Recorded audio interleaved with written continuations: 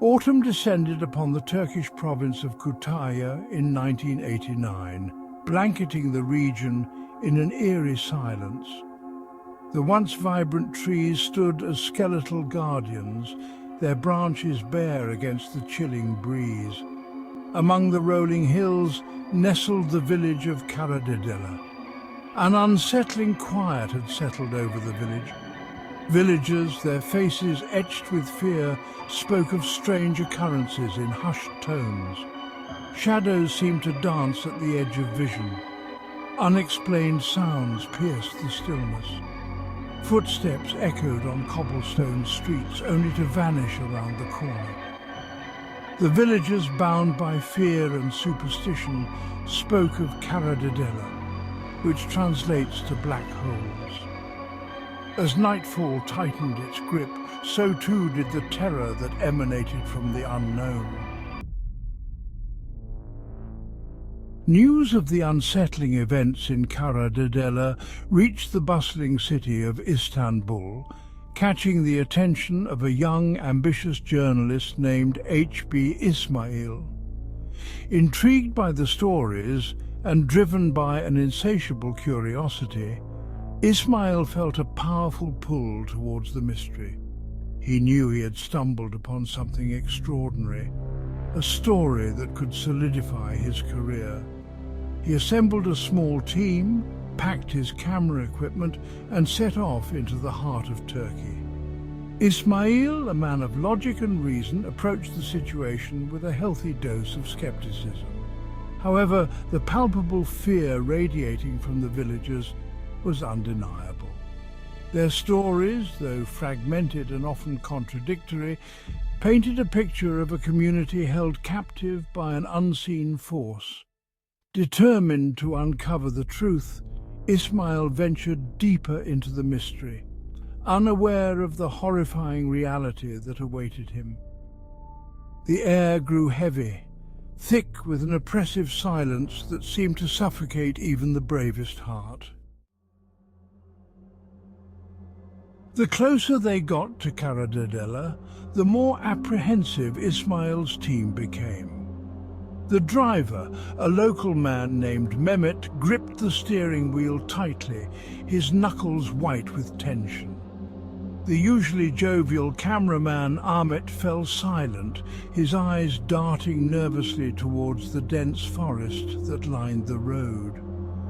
As they finally entered the village, they were greeted not by the warm hospitality typical of rural Turkey, but by an unnerving silence.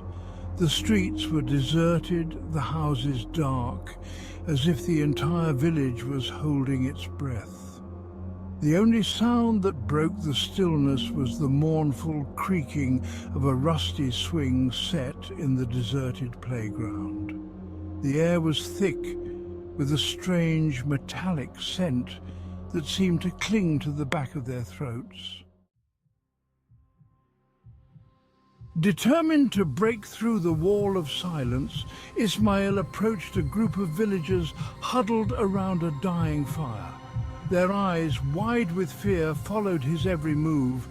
When he tried to engage them, they simply shook their heads and turned away. Despite their reluctance, Ismail pressed on, questioning them about the whispers of Karadedeler. At the mention of the word, a collective shudder ran through the group. As darkness descended, the villagers retreated into their homes, bolting their doors. The team sought refuge in the village's only inn, a crumbling building that seemed to sag under the weight of its own history. Inside, the air was thick with the scent of damp earth and something else, something indefinable and unsettling. As they huddled around a flickering oil lamp, Ismail noticed that their driver, Mehmet, had gone missing. A frantic search led them to the outskirts of the village, to an abandoned house that stood shrouded in darkness at the end of a dirt road. The house, its windows boarded up and its door hanging precariously from its hinges, seemed to exude an aura of palpable dread. As they cautiously approached, Ismail noticed strange symbols etched into the rotting wood of the door. Despite their growing apprehension, they decided to investigate. As they stepped inside, a wave of cold air washed over them, carrying with it the stench of decay and something akin to rotting flesh. The house was empty, devoid of any sign of recent habitation. As they explored further, they discovered something disturbing. Strange symbols in dried blood were scrawled across the walls. Suddenly, Ahmet's camera flickered and died. The oil lamp sputtered and went out, plunging them into darkness. Panic surged as they fumbled for their flashlights. When they illuminated their surroundings, Mehmet was gone. They called out, but their voices were met with eerie silence. The village of Karadedeler stood as a silent testament to an unknown terror.